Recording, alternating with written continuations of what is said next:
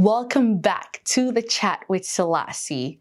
And this is part 3 of Rita's story on the captivating series, Let's Talk About Our Childhood. I am Selassie. You see, exploring our childhood has a way of helping us to understand the past and also reconnecting with our inner child. This is something that I'm really passionate about, as personally it helps me to understand who I am as an individual, the journey that I'm on. I hope that you can resonate to this series one way or the other. And also, I hope that you subscribe and join our community. If our content resonates with you, we would love to have you. I hope you enjoyed today's episode. Sit glued and enjoy.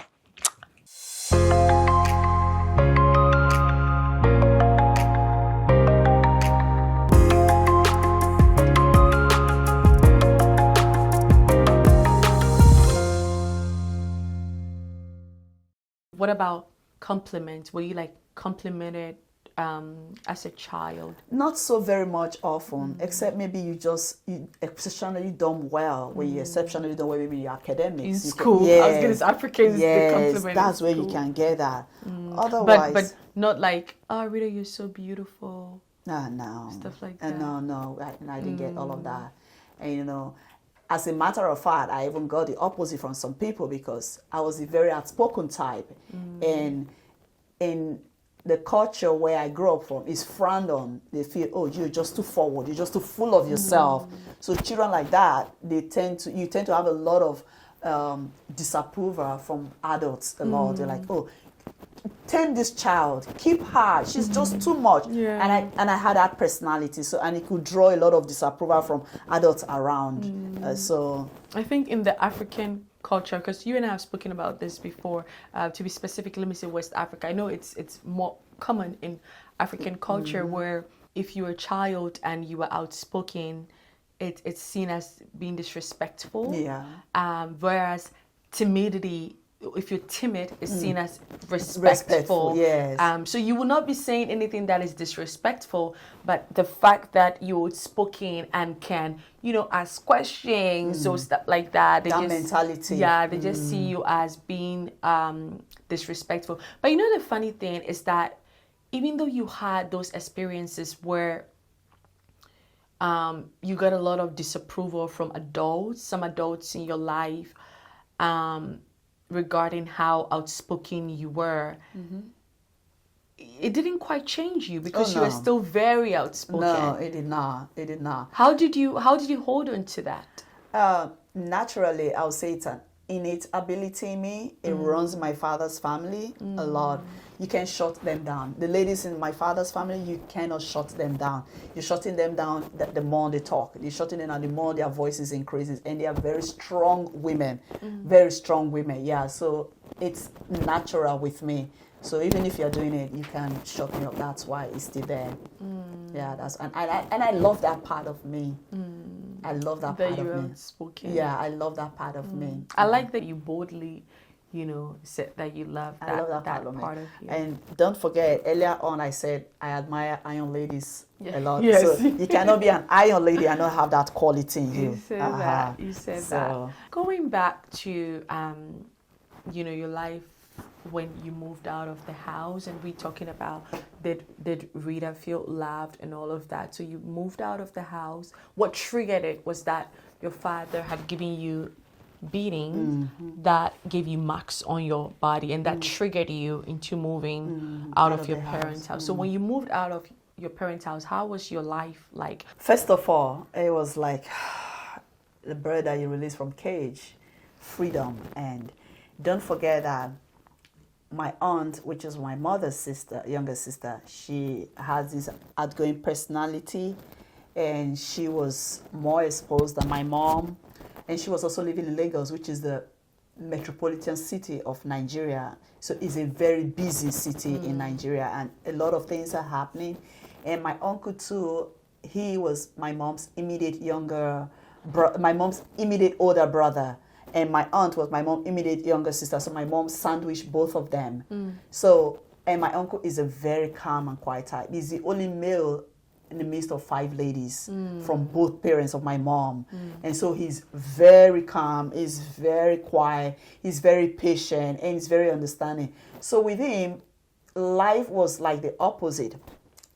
So until I got to my auntie's house, I didn't know, because my uncle too wasn't living far from there. So it was like So were you living with your auntie or your uncle? My auntie, so but they were not living far from each other. Okay. So until I got to my auntie's house, I didn't know that there was anything called I do know, because my neighbor, they had blender to blend tomatoes, but we didn't have. We used the grinding stone. Yeah. My mom taught me how to use a lot of crude things to make things like the blender to grind tomatoes. My auntie had that, and some other things too. So coming to my auntie's house, I was exposed to this modernity of life, and I was like, oh, this is cool.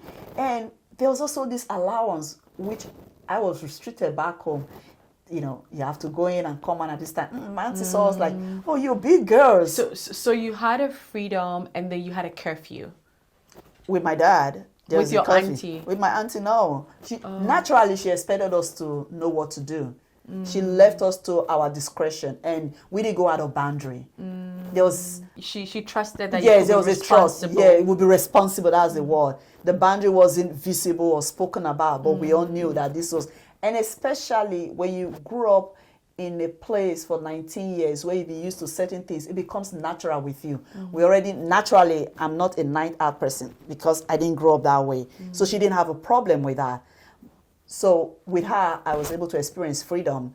And being an entrepreneur person from back home, it didn't take me time to launch into getting a job for myself, being financially independent, and she loved that part of me.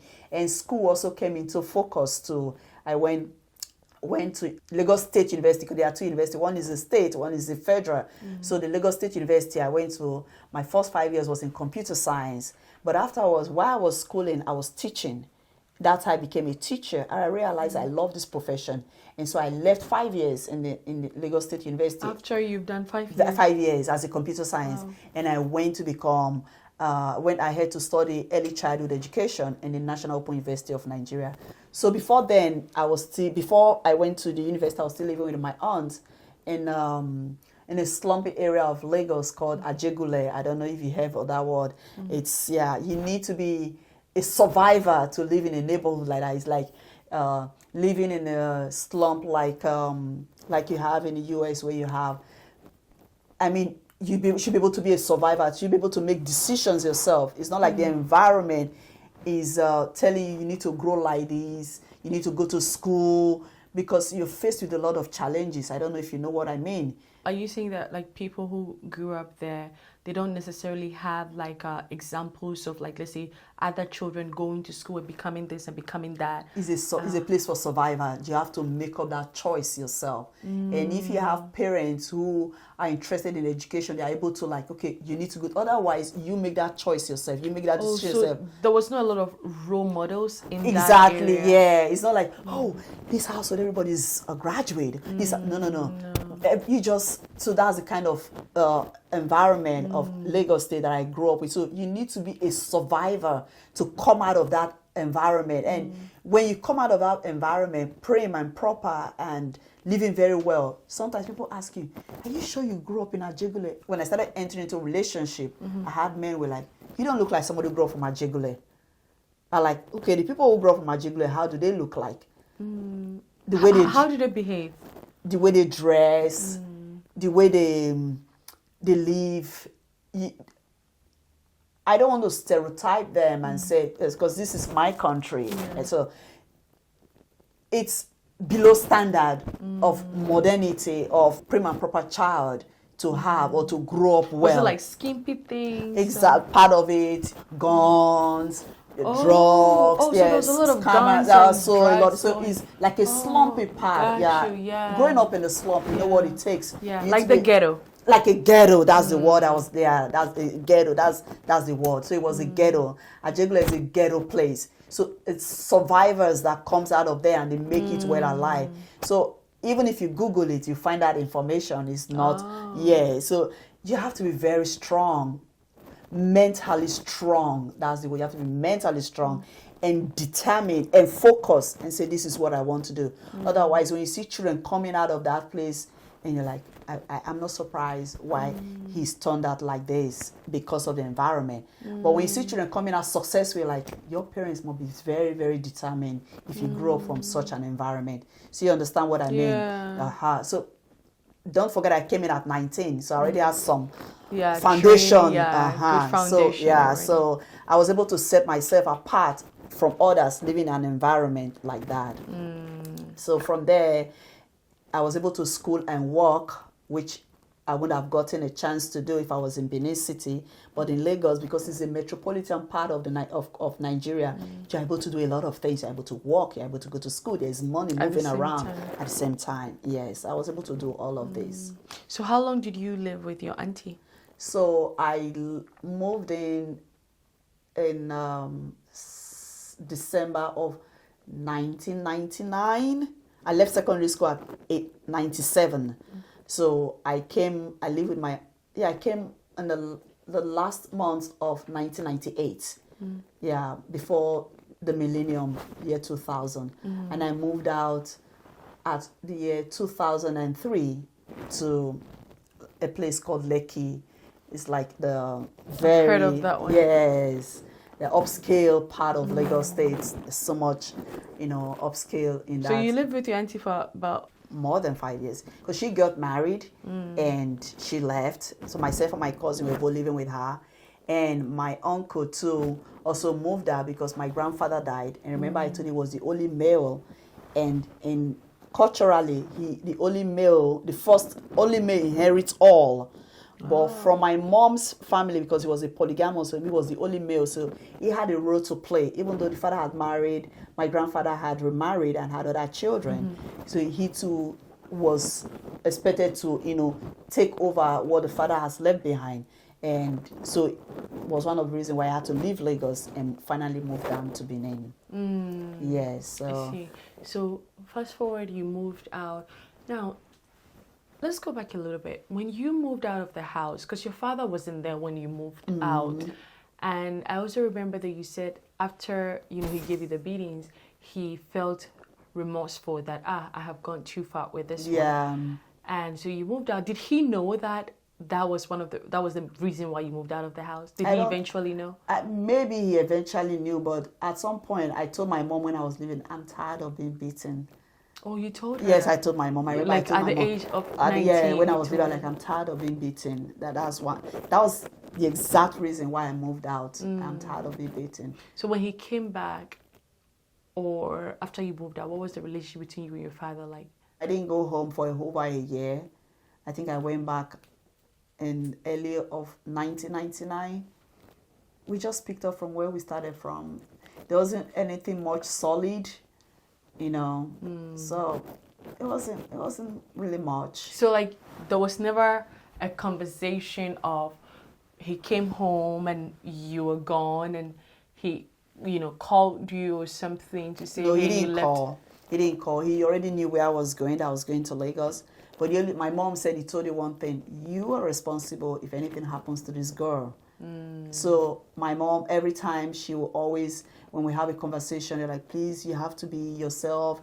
You have to be careful. You have to behave because your father has said, if anything happens to you, I'm going to be responsible. And especially you're moving in with my family. These are my immediate family. So yeah, we never had a conversation. So the relationship was never like tinted.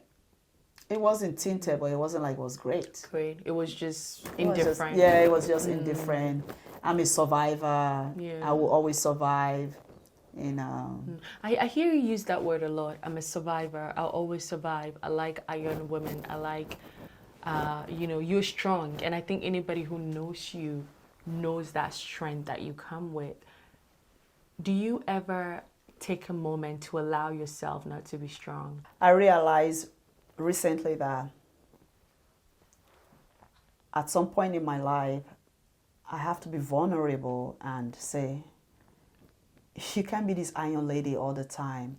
But this is happening of recent. I started having those thoughts of recent.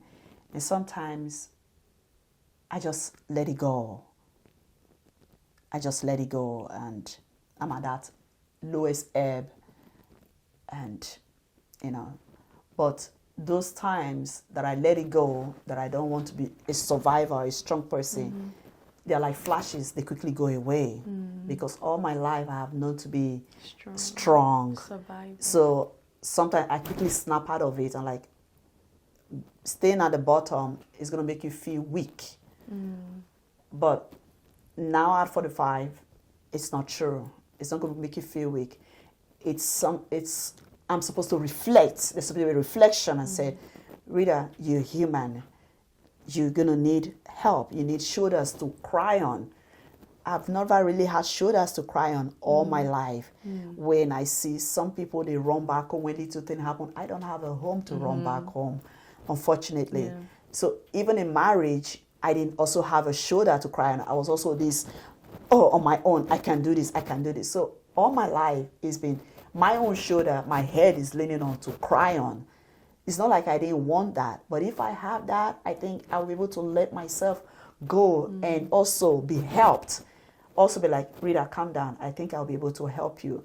Now, when those opportunities come, I don't fight it. You receive. I receive it, yes, I don't fight it. I started letting myself experience those moments now that I'm 45, not before 45.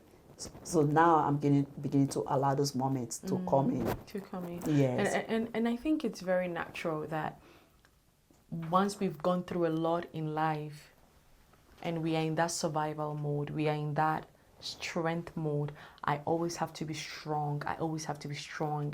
And you and I've had this conversation before where I told you that I sometimes feel like after I lost my mom, I feel like I don't have anyone. I don't have anything or anyone to fall back on. Not because I don't have people who are physically there, they're there, but I just don't think that, like, I always tell you this, I tell you something about this where I'm like, I have to make it, because if I don't have anywhere to go. I don't have anything to fall back on. I think that my family, which is my father and my stepmother and my half brothers, they're doing the best they know how to, however, my definition of home is where I can be myself. And I have come to understand that I can't quite be myself there, so that means that it's not home for me, and so I think that it's normal that when we've gone through a lot in life, we know nothing but to be strong. That's all we know, is that we have to be strong. We have to survive. Even if something is happening in this moment, no matter how it's crushing us, we have to be strong because tomorrow is coming. We always have to be strong.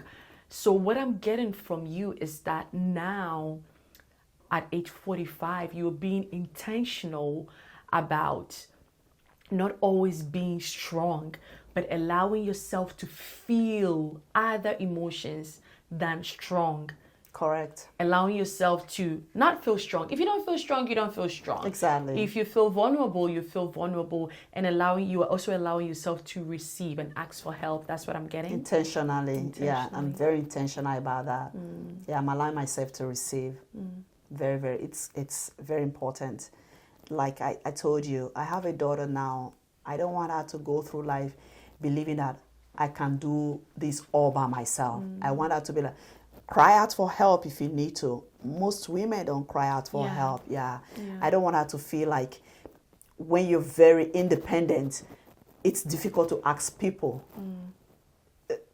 That's one thing. When I was very independent growing up, and so when I run back home to ask for help, even though myself and my mom, we growing up how we were, she springs up. She's like, this girl doesn't ever ask for help. So for her to have run back home to ask for help, that means she has nowhere to go.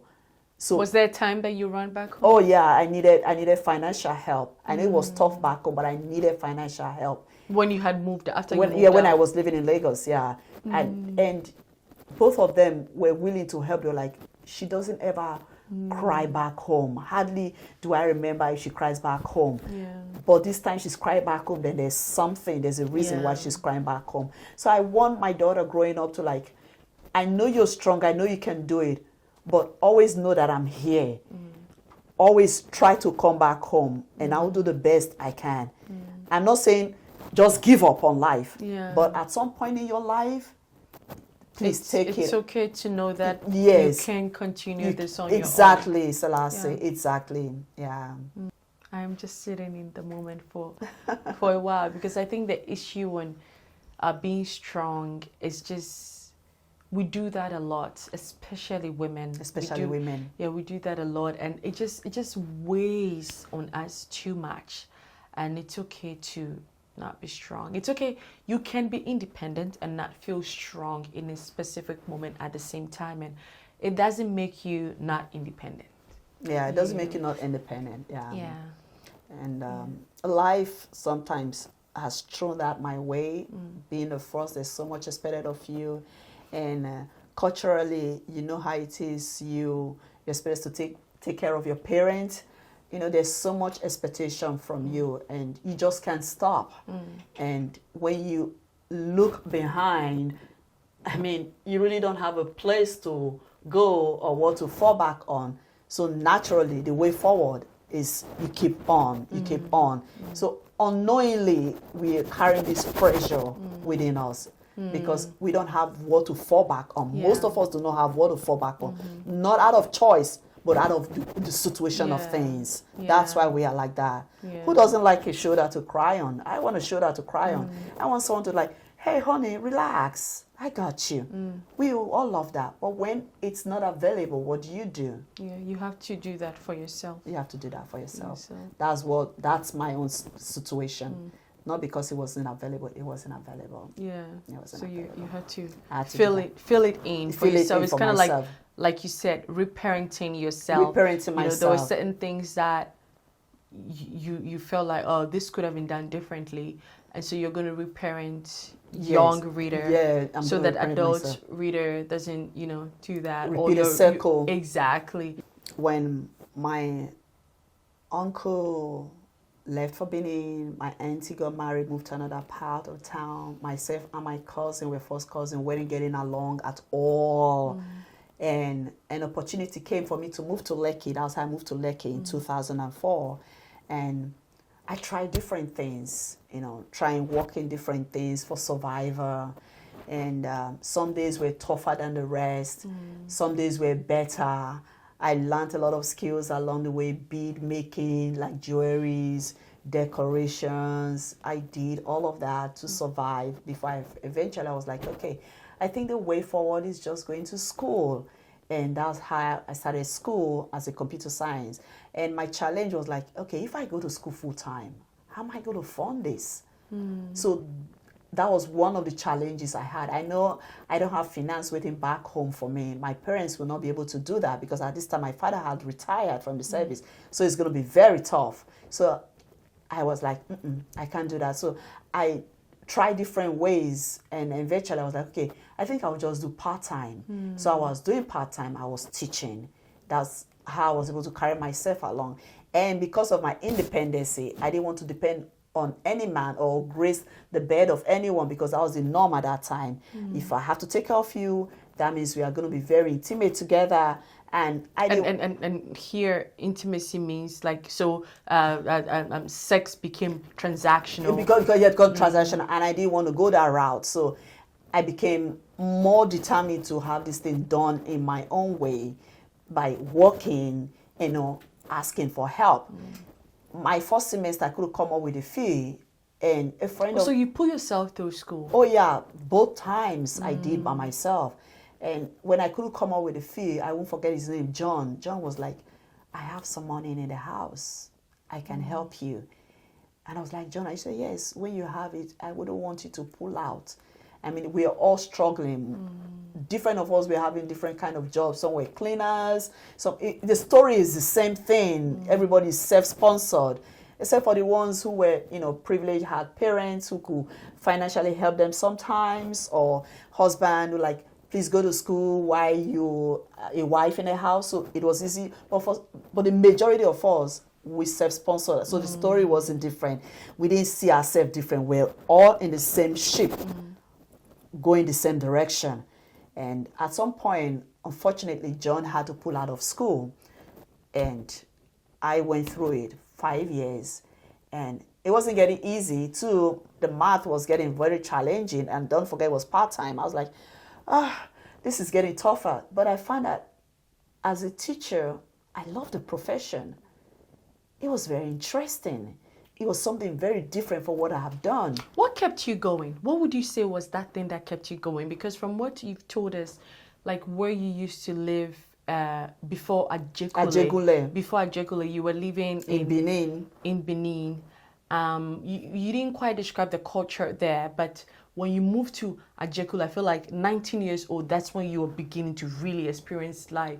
So looking at the life in Ajegule and all of that, and you just kept moving, you just kept going, even though things were hard, you just kept going. What was the thing that was giving you that oomph? Like, what was that thing that kept you going? One, it's a natural thing with almost every youth in Nigeria. The next day might be better. The next day might be the breakthrough that you're expecting. So you have to keep on. You can't stop. So it's a natural thing. I can't explain the force behind it, but it's a very natural thing. So there's always some form of hope. You guys are always... There's not just some. There's a great... Everybody believes that the next day is going to be better. It's not just some. I like it's that. Great, yeah. That's the driving force you see with every Nigerian in any part of the world. That's the driving force. Any cold they are there, any snow they are there, they have this spirit of resilience that they can bounce back no matter how it is, no matter how battered it is. So it's the same thing. Everybody have to, especially when you're coming from a home where there's nothing when you go back. If I turn back, there's nothing. Yeah. That's also another driving force. You have to make it, is the word for it. Yeah. You have to make it. And everybody has a mindset. You have to make it. And don't forget, coming from West Africa, everybody believes education is one way you can make it or have a better life. So we all jumped into that ship. Education was the only way. Like school, to be specific. Yeah, so we all jumped into that bad wagon. And of course, you need to stay alive in school. So the options are there for you to choose from. You self-sponsored, you're parent-sponsored, or you find a ways to survive. So that's the driving force. You have to make it. You have to. You can't stop. You can't stop. Yeah, you can't stop. And it's very important. I would want my child to believe that you can make it. That the only problem or limitation you have is yourself. You have to, and you can, because you really don't know what the next day is going to bring at you. That's the same thing that happened to me. I didn't know what was going to come, but I just kept going. And becoming a teacher. That was also, I happened to become a teacher, not that I wanted to become a teacher. Then I realized that in the course of teaching, I became a teacher made, not born. I wasn't born a teacher, but I found out that I was a teacher made. I was very good at it. And to today, it's one of the things that I love doing, teaching, in whichever form, whether in a formal form, in a formal setting, whether in an informal setting, whether so long as it involves a child and there's a transmission of information to the behavioral chain of that child, I so much believe in that concept, and it's something that I love doing. Yeah, so teaching, which I happened into, was one thing that I kept going, and I never changed that profession even before I came to the United States. So as a mother, as a single lady, I was a teacher. As a mother, I was also a teacher before coming down here. I know that even without our parents saying it, or even without, and not just our parents, but like family, the adults in our life. But I'm just going to say parents because they are our first love, right? You, as a woman, your father is the first man you ever encounter, and your mother, is so people know, we all know that our parent love is, of course, unless you're from an abusive home or whatever, you feel differently, or you can also be from a great home and not feel loved by a parent or a family member. But then there's a part where you've never heard them say it. You think they do. You know they do. You know they love you because, of course, they are your parents, so they will love you, right? Or they're your family member, they will love you. From what you said, that affection wasn't really like everyone was just there, but there was never like holding hands and Wasn't a thing. exactly things like that. When was the first time you heard "I love you"? And not in a romantic way, but just "I love you." Like, "I love you, Rita. You are my friend, or you are my family member, or you are my daughter," and that kind of love. "I love you."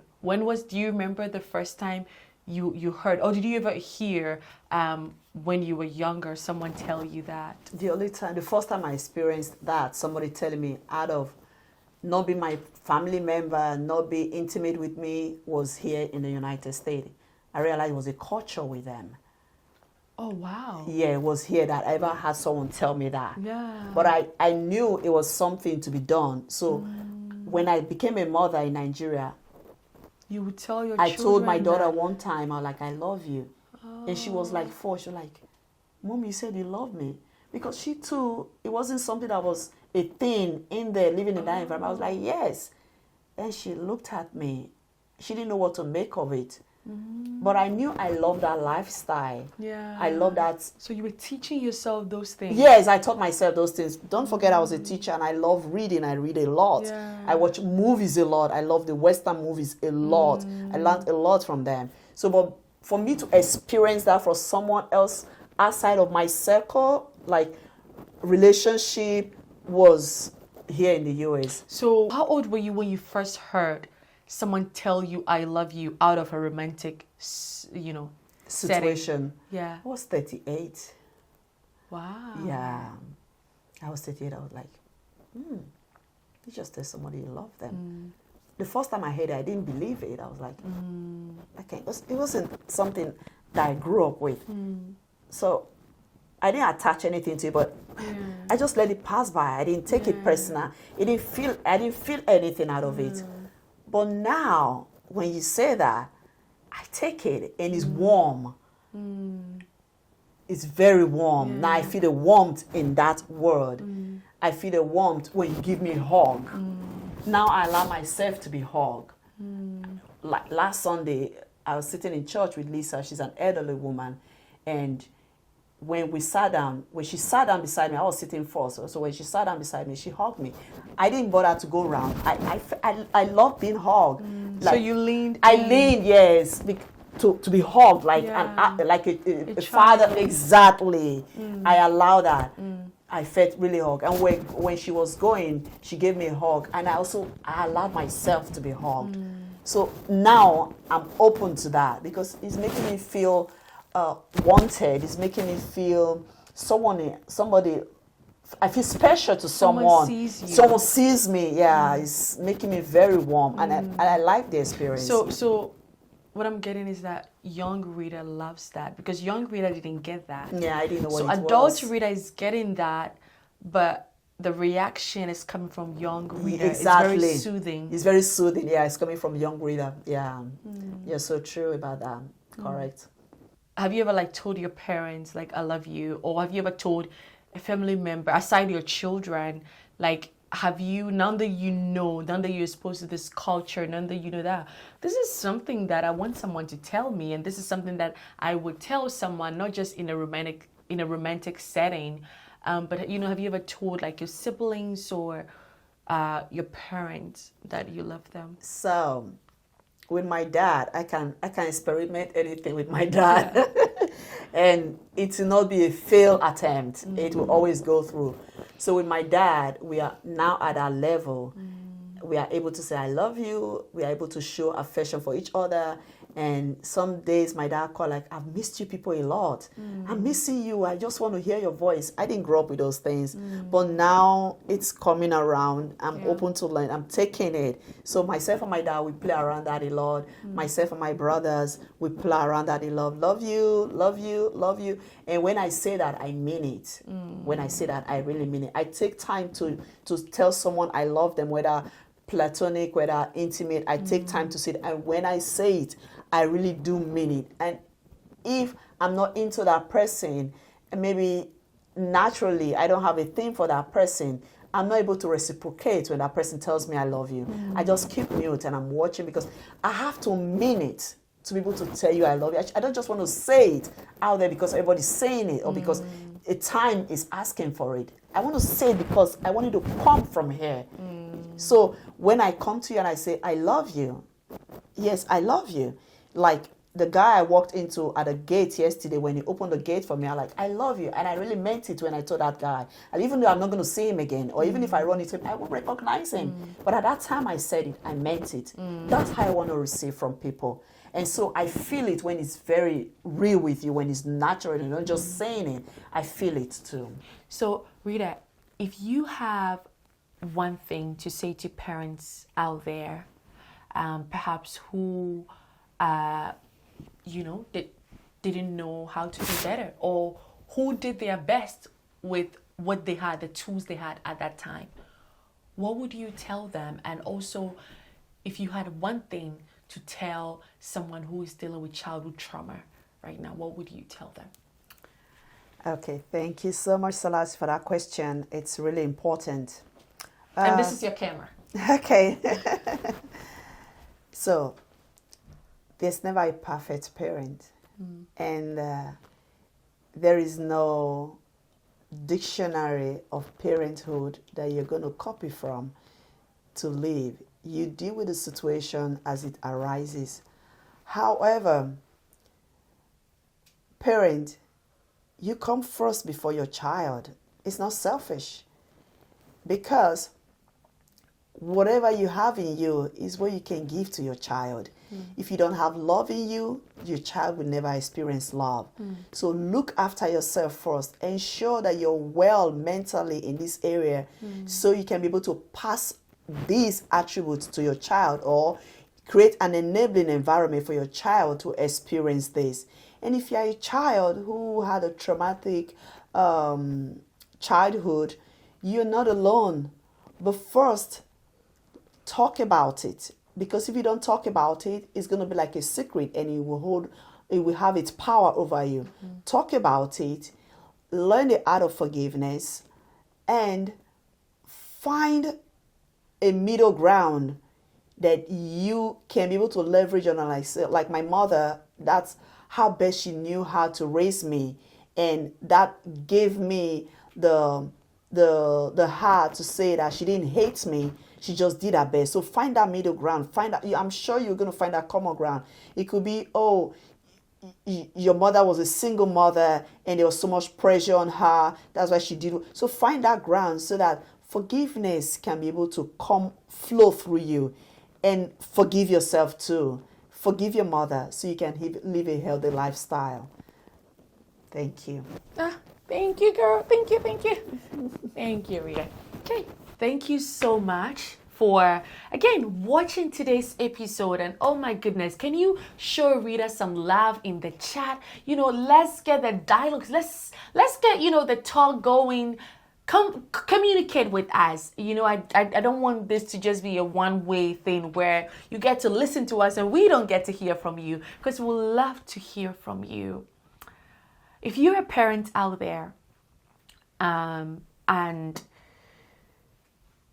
for any reason you feel like you have you've done something to your child, or maybe you didn't quite do certain things a certain way because you didn't have it at that time, or also because you knew the right thing but you just didn't want to do the right thing, give yourself some grace. It's not too late to go back to that child and acknowledge the part that you did not play, or even the part that you played that may have caused something to that child. Give yourself some grace and give your child some grace, and connect with that child and be honest about how you feel about it now. And I'm sure that your child, no matter their age now, they will so much appreciate that. And for we, the children, everybody's a child to someone. If you were experiencing, any trauma from the past or anything, I hope that you continue to seek healing in ways that will be beneficial to you. Mine is therapy and reading, the Word of God and praying. For me, I think that a combination of these three has really helped me, and reading self-help books. So a combination of these four has really helped me. I hope that you find a healing journey or a healing method that speaks to you and that works for you, because once you start a healing journey, once you heal, you notice that you're a different person. Like, you become so much lighter, you're able to operate in a different level, and you become so much better as well. And as far as forgiveness, one thing that for me helps me to forgive is that anytime I tell myself, they are people have a frame of reference. So maybe my frame of reference is different from my parents' frame of reference. Is that perhaps my parent did not experience what I define as love, therefore they don't know to give it back to me. So that helps me to extend grace, and that helps me to forgive them. I'm not saying that the forgiveness will come easy, but it just helps me. It like guides me and opens the door to embrace forgiveness, or to even start the journey of forgiveness, knowing that perhaps my parents or the person who may have caused any harm or any trauma to me did not have the frame of reference that I hope they had, or the frame of reference that I have. And so through healing and through wanting to forgive, because you have to want to forgive, through that I will be able to forgive them. And I've also come to understand that forgiving someone does not necessarily mean having a relationship with them. And I'm saying this as a Christian, and I stand by it, is that you can forgive someone and choose not to have a relationship with the person, and that doesn't make you less of a Christian. Yeah. At all. I hope that this episode was impactful or touched you one way or the other. I hope that this episode just lifted something, or maybe gave you an aha moment. Whatever it did for you, let us know in the comment. We would love to have you as a part of our community. And if you haven't subscribed yet, oh my goodness, what are you waiting for? Come on, go ahead and hit that subscription button. And then after that, guess what? Hit the notification button so that you don't miss any of our videos, and so that we don't miss you either. Again, thank you so much for watching the Chat with Selassie. And I am Selassie. Thank you. Have a wonderful, wonderful week. Mwah.